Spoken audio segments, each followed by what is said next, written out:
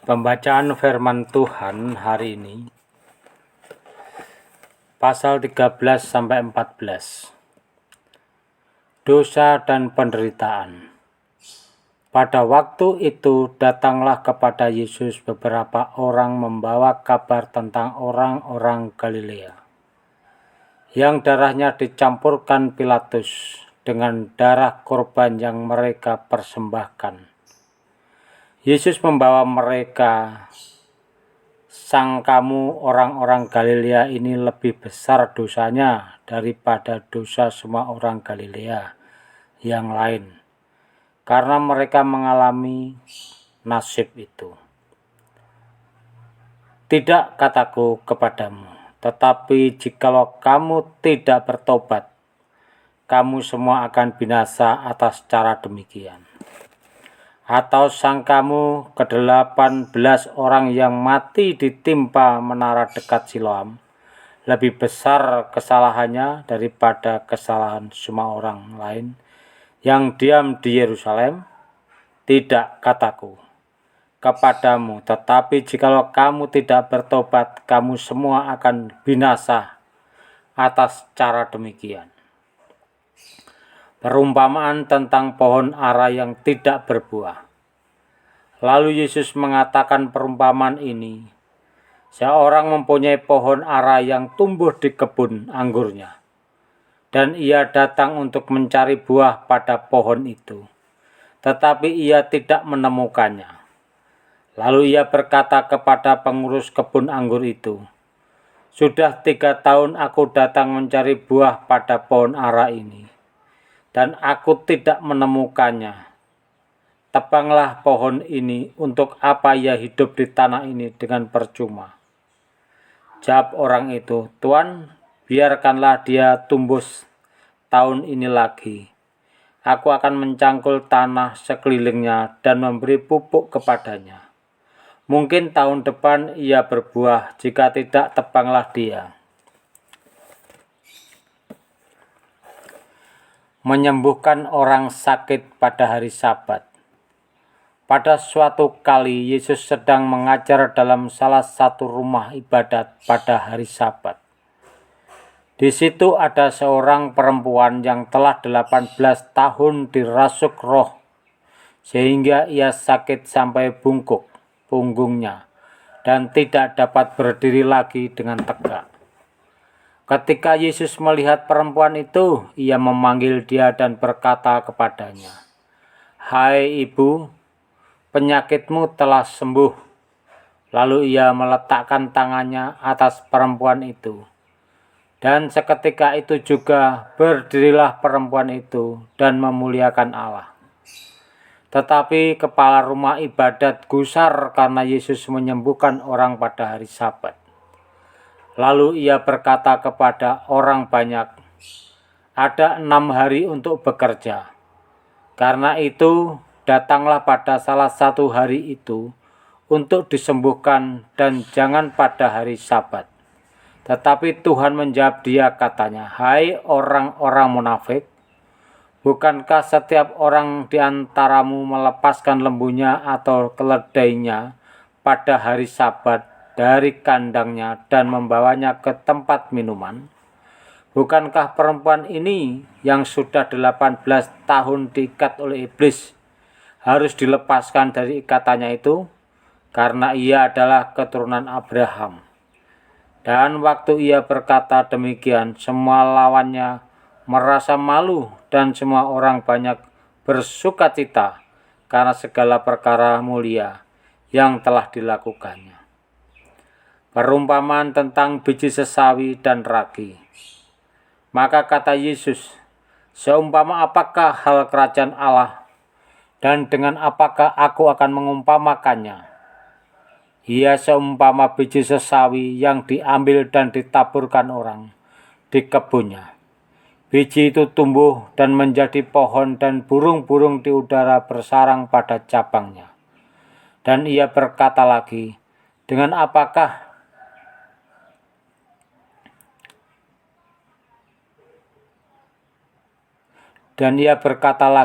apakah aku akan mengumpamakan kerajaan Allah?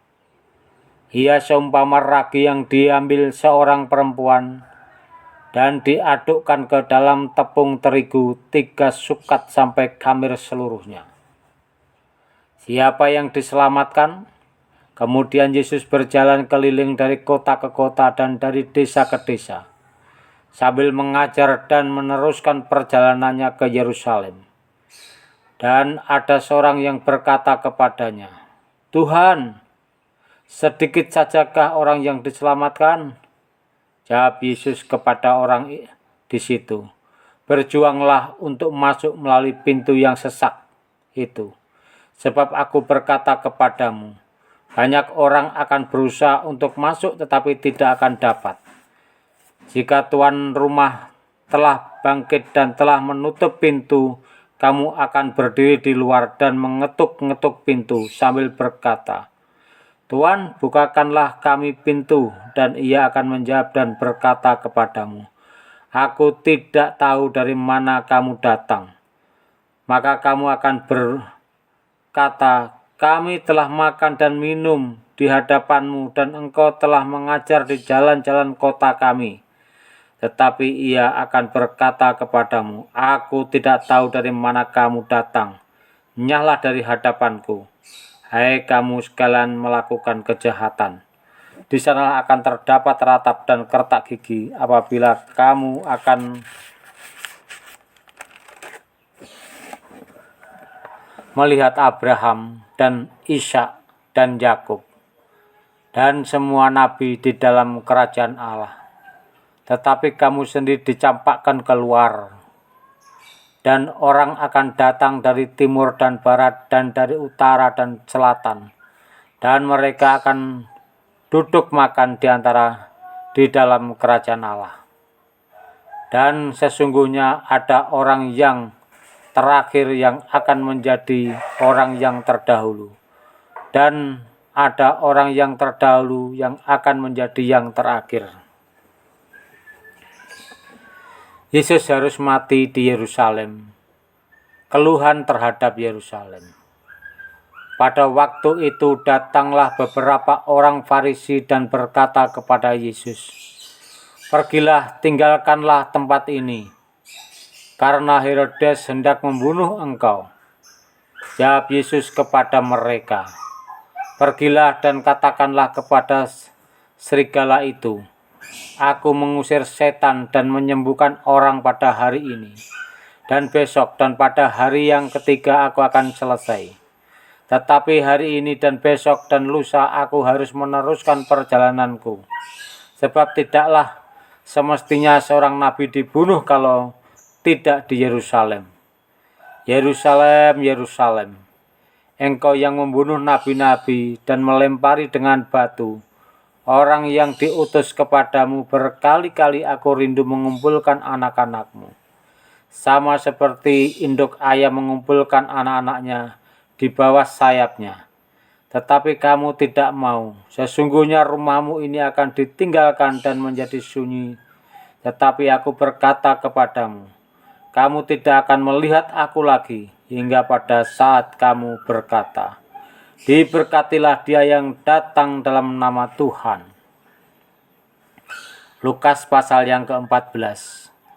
Lagi penyembuhan pada hari Sabat. Pada suatu hari Sabat, Yesus datang ke rumah salah seorang pemimpin dari orang-orang Farisi untuk makan di situ. Semua yang hadir mengamat-ngamati dia dengan seksama. Tiba-tiba datanglah seorang yang sakit busung air berdiri di hadapannya. Lalu Yesus berkata kepada ahli-ahli Taurat dan orang-orang Farisi itu, katanya, "Diperbolehkankah menyembuhkan orang pada hari Sabat atau tidak?" Mereka itu diam semuanya. Lalu ia memegang tangan orang sakit itu dan menyembuhkannya dan menyuruhnya pergi. Kemudian ia berkata kepada mereka, "Siapakah di antara kamu yang tidak segera menarik keluar anaknya atau lembunya kalau terperosok ke dalam sebuah sumur meskipun pada hari Sabat?" Mereka tidak sanggup membantahnya. tempat yang paling utama dan yang paling rendah. Karena Yesus melihat bahwa tamu-tamu berusaha menduduki tempat-tempat kehormatan, Ia mengatakan perumpamaan ini kepada mereka. Kalau seorang mengundang engkau ke pesta perkawinan, janganlah duduk di tempat kehormatan, sebab mungkin orang itu telah mengundang seorang yang lebih terhormat daripadamu. Supaya orang itu mengundang engkau dan dia jangan datang dan berkata kepadamu, berilah tempat ini kepada orang itu. Lalu engkau dengan malu harus pergi duduk di tempat yang paling rendah. Tetapi apabila engkau diundang, pergilah duduk di tempat yang paling rendah. Mungkin tuan rumah akan datang dan berkata kepadamu, sahabat, silakan duduk di depan, dan dengan demikian engkau akan menerima hormat di depan mata semua tamu yang lain. Sebab barang siapa meninggikan diri, ia akan direndahkan, dan barang siapa merendahkan diri, ia akan ditinggikan. Siapa yang harus diundang? Dan Yesus berkata juga kepada orang yang mengundang dia, apabila engkau mengadakan perjamuan siang atau perjamuan malam, janganlah engkau mengundang sahabat-sahabatmu, atau saudara-saudaramu, atau kaum keluargamu, atau tetangga-tetanggamu yang kaya, karena mereka akan membalasnya dengan mengundang engkau pula, dan dengan demikian engkau mendapat balasannya. Tetapi apabila engkau mengadakan perjamuan, undanglah orang-orang miskin, orang-orang cacat, orang-orang lumpuh, dan orang-orang buta. Dan engkau akan berbahagia karena mereka tidak mempunyai apa-apa untuk membalasnya kepadamu. Sebab engkau akan mendapat balasannya pada hari kebangkitan orang mati. Orang-orang benar. Dan engkau akan berbahagia karena mereka tidak mempunyai apa-apa untuk membalasnya kepadamu.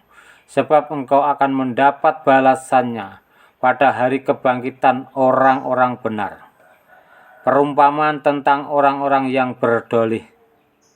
Mendengar itu, berkatalah seorang dari tamu-tamu itu kepada Yesus, berbahagialah orang yang akan dijamu dalam kerajaan Allah.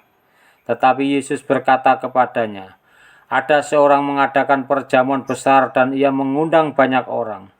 Menjelang perjamuan itu dimulai, ia menyuruh hambanya mengatakan kepada para undangan, marilah, sebab segala sesuatu sudah siap. Tetapi mereka bersama-sama meminta maaf. Yang pertama berkata kepadanya, aku telah membeli ladang dan aku harus pergi melihatnya. Aku minta dimaafkan. Yang lain berkata, aku telah membeli 5 pasang lembu kebiri dan aku harus pergi mencobanya. Aku minta dimaafkan. Yang lain lagi berkata, aku baru kawin dan karena itu aku tidak dapat datang.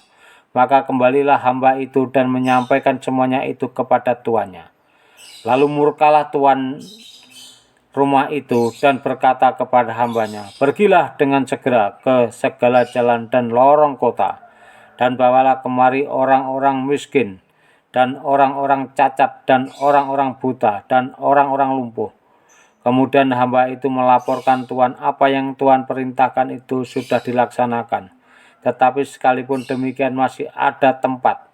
Lalu kata Tuhan itu kepada hambanya, pergilah ke semua jalan dan lintasan dan paksalah orang-orang yang ada di situ masuk karena rumahku harus penuh.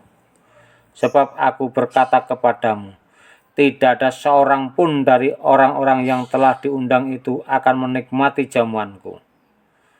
Segala sesuatu harus dilepaskan untuk mengikut Yesus. Pada suatu kali banyak orang berduyun-duyun mengikuti Yesus. Dalam perjalanannya, sambil berpaling ia berkata kepada mereka, jikalau seorang datang kepadaku dan ia tidak membenci bapaknya, ibunya, istrinya, anak-anaknya, saudara-saudaranya laki-laki atau perempuan, bahkan nyawanya sendiri, ia tidak dapat menjadi muridku. Barang siapa tidak memikul salibnya dan mengikut aku, ia tidak dapat menjadi muridku.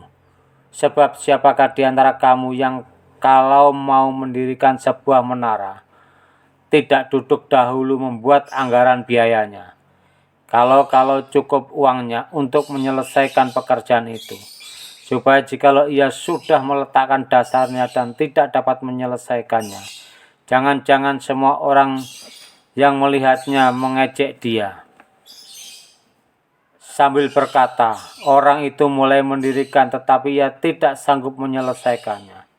Atau raja manakah yang kalau mau pergi berperang melawan raja lain tidak duduk dahulu untuk mempertimbangkan apakah dengan 10.000 orang ia sanggup menghadapi lawan yang mendatanginya? Dengan 20.000 orang? Jikalau tidak, ia akan mengirim utusan selama musuh itu masih jauh untuk menanyakan syarat-syarat perdamaian. Demikian pula lah tiap-tiap orang di antara kamu yang tidak melepaskan dirinya dari segala miliknya tidak dapat menjadi muridku.